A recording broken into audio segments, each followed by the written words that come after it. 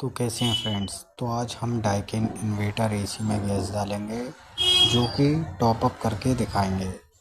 तो देखिए ये 4 एसी डाइकिन की हैं, इन्हें 3 साल हुए हैं और इसके ये सामने वाले के नीचे पोर्शन पे जो लगा इसकी गैस लीकेज हो चुकी है। और अब हम इसको चेक करेंगे कि इसकी लीकेज कहाँ से है और इसमें क्यों इतनी जल्दी प्रॉब्लम आई है और इसकी सेफ्टी हमें क्या क्या करनी है R32 की गैस की, और इसमें हमें क्या क्या चीज़ों का ध्यान देना है। तो देखिए सबसे पहले तो हमें जो है इसका कवर वगैरह खोल कर इसके नट वगैरह चेक कर लेनी है। और हमेशा ध्यान रखें कि इन्वर्टर एसी अर्थिंग मारता है तो हमेशा टेस्टर से पहले लगा कर देखें कि इसमें करंट ज़्यादा तेज़ तो नहीं आ रहा है, कहीं फेज़ वगैरह तो नहीं आ रहा है, करंट मार सकता है बहुत तेज़। तो आप उसके बाद इसको हम खोलते हैं और इसमें जो है पतली वाले पाइप पे बर्फ़ आ रही है, मतलब हमारी गैस आधी कम है कम से कम। अब हमें पूरी टॉप अप करनी है आधी गैस। अब हमें जो लीकेज दिखी है वो सेक्शन वाला पाइप होता है जो कि लीकेज हो गया है। तो इसको हमें दोनों रेंच से पकड़कर बढ़िया कर कर टाइट कर देना है कि हमारा बार बार ये लीकेज ना हो। तो देखिए कुछ लोग ये करते हैं कि सारी गैस उड़ा देते हैं R32 की, तो ऐसा नहीं करें आप जो है सेफ्टी से काम करेंगे तो सब काम बढ़िया होता है। अब आपको ये नहीं मालूम है कि R32 गैस लिखी है या नहीं लिखी है, उसमें आप कोई सी भी डाल रहे हैं तो एसी ब्लास्ट हो जाते हैं। तो हमने जो है देखिए इस पे लिखी भी है। और कुछ लोग ऐसा करते हैं कि जिन्हें गैस वगैरह लिखी नहीं दिखती है, कंप्रेसर खोलने की कोशिश नहीं करते हैं, उस पर चिट होती है, तो वो लोग ऐसी गैस डाल देते हैं। और फिर दूसरा बंदा जब आता है उसे टॉप अप करता है, दूसरी गैस डालता है वो, तो वो ब्लास्ट हो जाता है या काम नहीं करता हमारा एसी।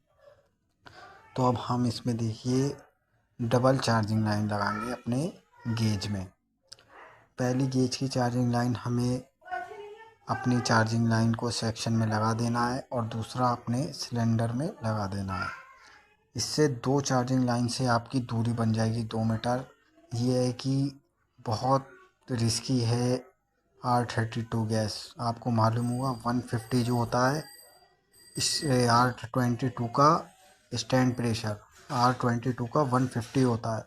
और इसका जो स्प्लिट एसी का R32 का जो स्टैंड प्रेशर होता है ये 270 होता है, 270 होता है, कितना है ये। तो इसी का जो है बहुत रिस्क होता है, ये बहुत हाई प्रेशर है ये। और 150 जो है इसका जो है R32 का रनिंग प्रेशर है, चलते पे R32 का रनिंग है। तो अभी देख सकते हैं हमने गेज लगाई है, इतना इसका गैस नहीं है, कितनी कम है। तो इसका स्टैंड प्रेशर देखिए हमें दिख रहा है 100, देख सकते हैं आप 100 जो है इसका स्टैंड प्रेशर हमारा है 100 कुछ। तो अब हमें 270 करना है, तो अभी हमें एसी को नहीं चलाना है। अब हमें सिलेंडर के पास से थोड़ी एयर निकालनी है, थोड़ी गैस निकाल देनी है, क्योंकि हमारी चार्जिंग लाइन में और एसी के अंदर भी थोड़ी बहुत एयर होगी तो वो निकल जाएगी। हमें 2 मीटर की दूरी कर लेना है अपनी चार्जिंग लाइन के हिसाब से। और फिर अब हमें एयर हमने इसकी निकाल दी है। अब एसी को हमने थोड़ी गैस इसमें छोड़ दी है, कम से कम 300 ग्राम के आसपास, और एसी हमारा रनिंग कर गया है, चल रहा है। अब हम जो है अब गैस इसमें थोड़ी थोड़ी बढ़ा सकते हैं। हमेशा ये ध्यान रखें अगर टॉप अप कर रहे हैं तो थोड़ी गैस आप पहले डाल सकते हैं। 200 स्टैंड प्रेशर कर लें, 200 के बाद 70 रह जाता है, वो रनिंग पे एसी चला के डाल सकते हैं। और हाँ, अगर आपने वीडियो को लाइक और सब्सक्राइब नहीं करा है तो कर लें इन्वर्टर एसी और एसीओ की जानकारी के लिए।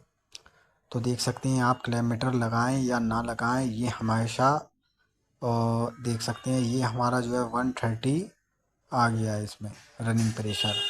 इसका 130 140 हम बिल्कुल गर्मी में रख सकते हैं।